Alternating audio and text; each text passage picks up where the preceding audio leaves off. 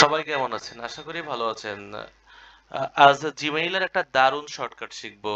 এটি হচ্ছে আমরা যখন কম্পোজ মেইলে অর্থাৎ মেইল কম্পোজ করতে যাই তখন এই যে কম্পোজ যে অপশনটা থাকে এর উপরে ক্লিক করি। কিন্তু আমরা কিবোর্ড শর্টকাট জানি না যে কিভাবে কিবোর্ড শর্টকাট ব্যবহার করে এই কম্পোজ মেইল বক্সটা খুব দ্রুত খুলতে পারি।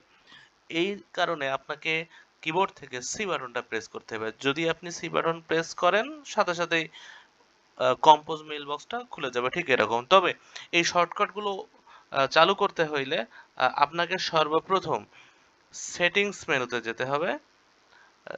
এরপর সি ওয়াল সেটিং, এরপর আপনাকে খুঁজতে হবে যে কোথায় কিবোর্ড শর্টকাট যে অপশন এটা আছে। এখানে দেখুন এই কিবোর্ড শর্টকাট এটা অফ আপনার ডিফল্ট অবস্থায় থাকবে।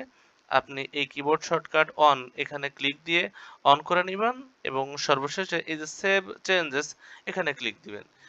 দেওয়ার পরে আপনার এটা অন হয়ে যাবে, তখনই আপনি শুধুমাত্র এই শর্টকাটগুলো ব্যবহার করতে পারবেন, অন্যথায় এই শর্টকাটগুলো ব্যবহার করতে পারবেন না।